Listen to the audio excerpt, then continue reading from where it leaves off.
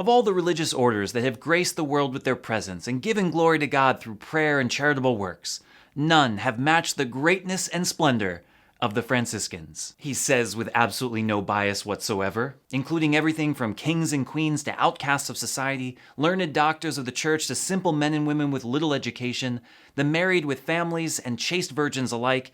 The Franciscan charism has produced saints from all walks of life and in great number for 800 years. And yet, despite having amassed more than 170 officially canonized saints, few would likely be able to name more than the obvious choices: Francis and Clare, Anthony and Padre Pio. So who are all these saints and what do they all have in common? This is Catholicism in Focus. Also, be sure to stick around until the very end for a joke about Franciscan saints.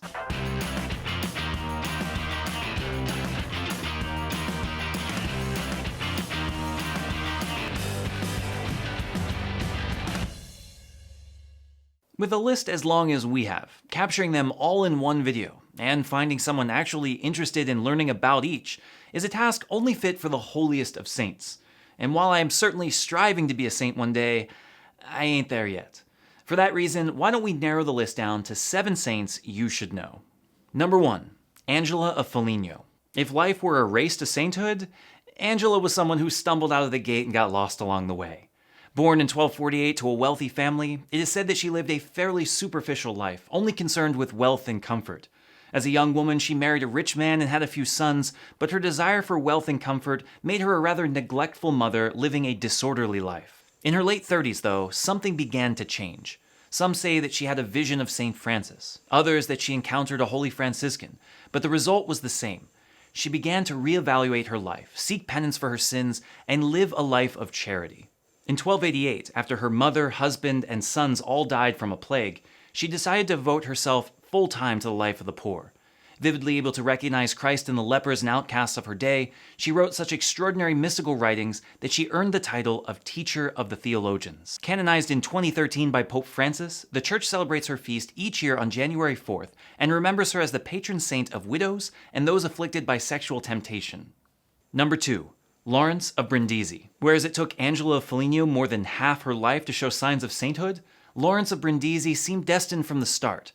Already orating at age 6, chosen to give the Christmas address at age 12, he showed many early signs of a vocation. In 1575, at the age of 16, he entered the Capuchin order and quickly caught the church by storm.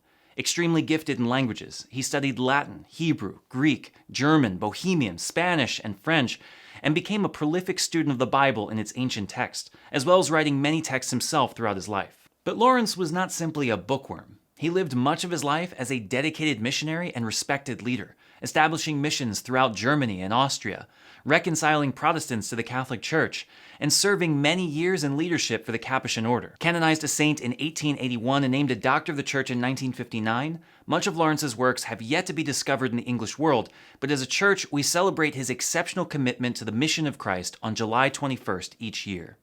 Number 3. Marianne Cope. Immigrating from Germany at the age of 2, Marianne grew up in Utica, New York, where she dreamed of one day becoming a nun. The eldest sibling in a poor and dysfunctional family, this was put on hold until her youngest siblings were able to care for themselves.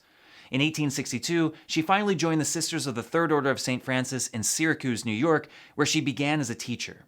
Over the next 50 years, Marianne's tender care and natural leadership led her to serve in a number of important capacities, including twice as the novice mistress, 3 times as the superior of St. Joseph's Hospital in Syracuse, and even twice as the provincial of all the sisters. Of course, all of this would ultimately turn out to be preparation for the greatest legacy of her life, working with lepers in Hawaii. For 30 years, she led the sisters in founding hospitals and establishing homes to serve the poorest on the island. Her work was so instrumental in combating leprosy and building up the community that after her death in 1918, a number of hospitals were dedicated in her honor, and in 2005, she was inducted into the National Women's Hall of Fame. Canonized in 2012, the Church remembers her each year on January 23rd as the patron saint of lepers, outcasts, those with HIV/AIDS, and Hawaii. Number 4. Bonaventure of Bonareggio. By far the most famous saint on this list, St. Bonaventure is mentioned here not because people haven't heard of him, but because he gets far less attention than he deserves. Being a contemporary of St. Thomas Aquinas, his immense contributions are often overlooked. I'd also like to point out that his works were never banned by the official church like someone else I know. Just saying. A saint that almost wasn't, Bonaventure had a severe illness when he was a child, and it's believed that St. Francis himself prayed over him, resulting in his miraculous healing. Bonaventure went on to be one of the most influential church figures of the Middle Ages, holding a chair of theology at the University of Paris, becoming a cardinal of the church, and earning the title of Seraphic Doctor for his spiritual and academic works. For Franciscans, he is arguably the most important friar to ever live, as it was his pastoral leadership during a tumultuous time of the order, defending friars against the attacks of secular clergy and instituting internal reforms, that saved the order from being suppressed. Without Bonaventure, the Franciscans would likely not exist today. Canonized in 1482 and named a Doctor of the Church in 1588, the world remembers Bonaventure's holy life each year on July 15th. Number 5. Margaret of Cortona. Much like the story of Cinderella, Margaret of Cortona was the victim of a stepmother that made her life miserable, leading her to run away with a powerful man in a castle. Unlike Cinderella, though, there was no fairy tale wedding, as Margaret was too reckless and unfitting to be accepted as a lord's wife, living instead for 10 years as the man's mistress and bearing him a son. Like so many in the medieval world, her life was changed by an unexpected death, the murder of the man she loved, and Margaret had a conversion that led her to seek a different life. She returned everything she owned to the man's family, and unable to return to the home of her stepmother, went to the Franciscans for help. Under their spiritual direction, her son became a friar and Margaret became a member of the Third Order of St. Francis, living a life of prayer and penance, working with the poor, and establishing hospitals for the sick. Her work was so influential in the community that she ended up founding her own community of penitents in the Franciscan tradition to serve the poor and maintain the hospitals. Canonized in 1728, Margaret is the patron saint of too many things to mention and is remembered each year on February 22nd. Number 6. Maximilian Kolbe. The most contemporary of the saints on this list, Maximilian is known as much for how he died as for how he lived.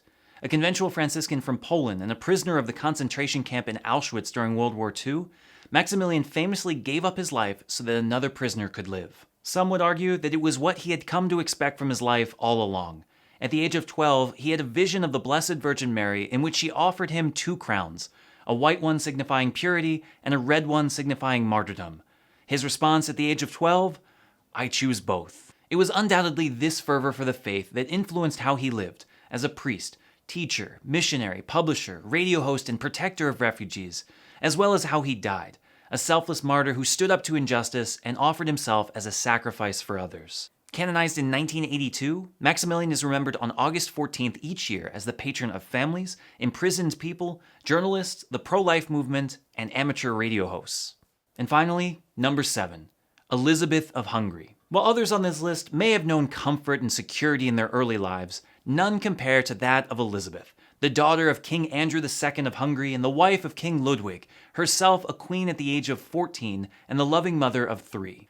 Unlike the others, Elizabeth seems to have always been unimpressed with her wealth and status and devoted her entire life to serving the poor. As queen, she built 2 hospitals, washed the bandages of lepers, and fed hundreds of people each day with bread. Keeping very little for herself, she was known to wear poor clothing and caused much unrest among her fellow royalty for giving so much of her money away. Before her premature death at the age of just 24, Elizabeth, a prayerful penitent her entire life, was introduced to the Franciscan charism and became a member of the secular Franciscan order, remaining a mother while also living in the way of St. Francis. Canonized in 1235, just 4 years after her death, the Church remembers her each year on November 17th as the patron of hospitals, bakers, dying children, homeless people, and most importantly, the Third Order of St. Francis. Together, these 7 men and women represent just a drop in the bucket of the holy people that have walked this earth in the Franciscan way of life, a tradition that I am proud to be a part of and am working to live up to. And it leaves me with an interesting question. Having looked at this small cross-section of people, all bearing the same charism but living immensely different lives, can we find something common to them all? There are undoubtedly many ways to look at it, and I would love to hear your take. But for me, it all comes down to one thing. Each of these saints left their old lives behind to humbly serve others.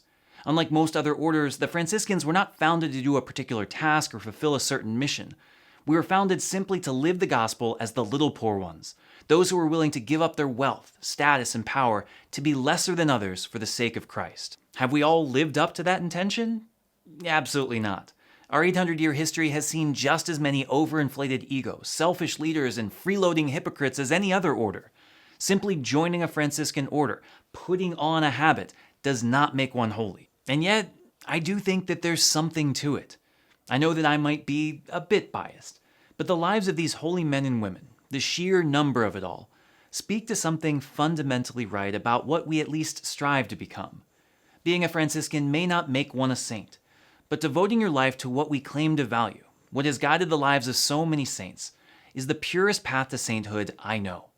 My name may never be canonized in such a great list as this, but I do know that if it is, it will be because I've followed the path of humble service in the name of Christ, just as so many Franciscans have before me. If you're looking for a path to holiness that so many others have walked, maybe the Franciscans are right for you. Whew! Aren't you glad I didn't talk about all 170 plus saints? It is an extraordinary history, and I'm glad that you stuck around to the end. And so here, as your reward, is the joke. So a Dominican and a Franciscan both die and go to heaven. And they walk up to the gates and are greeted by St. Peter. St. Peter looks at the Dominican and pulls out his list and says, yes, you're right here. Wait 1 second. And so he goes to the back, and they're waiting there quietly until all of a sudden a choir of angels breaks out into song. Trumpets are blasting, and there's great jubilation. St. Dominic, St. Thomas themselves come to greet him, all the wonderful saints of old. The Blessed Virgin Mary comes herself and says, "Come, my child, let me introduce you to our Lord." And they go back singing and dancing, and there's so much joy. And so the Franciscan is sitting there now. He says, wow, this is amazing. Who's going to come greet me? I'm just so excited. And then nothing happens. And he waits and he waits, and he's starting to get a little annoyed. Like, I know eternity is a long time, but come on, I got to get somewhere. And so after about an hour, this portly, fat, grubby friar comes out. And he says, "Oh, you're still here? Come on, this way." And he says, "Wait, what happened? He got that great welcome, all the wonderful choir of angels. What about me?" And he said, "Brother, there are a lot of Franciscans here. It's not every day a Dominican gets into heaven." No offense to Dominicans, replace it with anything you want, just a lighthearted joke.